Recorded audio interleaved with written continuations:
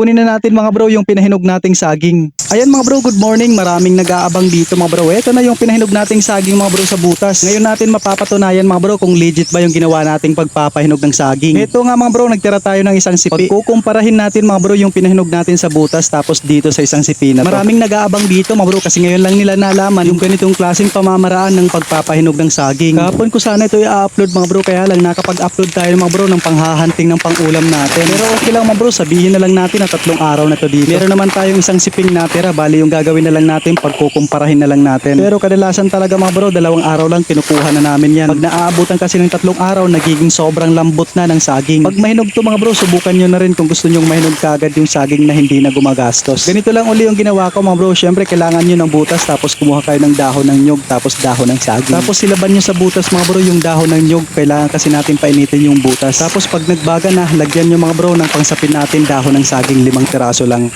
Pagkatapos yung saging na pahihinugin natin. Tapos tabunan natin ng dahon ng saging na tuyo. Tapos isunod na rin natin yung hilaw. Bali sa ibabaw ng butas na natin gagawin yan. Pagkatapos lupa na. Tapos maghihintay tayo ng 2 araw or 3. At ito yung kalalabasan yan mga bro pag makuha nyo yung tamang init ng butas. Kailangan kasing saktong init lang mga bro. Pag masobrahan kasi maluluto yung saging natin.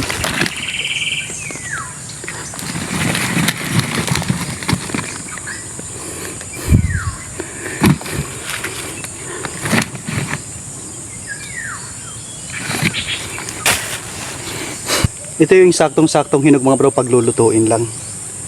Oh, ito yung kasama niya. Tinira ko to. Pantay-pantay talaga mga bro. Tingnan nyo, pantay-pantay talaga yung pagkakahinog. Medyo green pa siya pero sobrang lambot na niyan. Ayan, ito yung pinaka-green. Sobrang lambot na niyan. Parang natural lang na pagkakahinog mga bro, matamis. Sa loob ng 2 araw, nanggaling sa puno, tapos sa loob ng 2 araw, ganito na, pwede nang lutuin. Ito, naabutin pa to ng 2 linggo bago mahinog. Sobrang lambot niyan. Hinog na hinog talaga.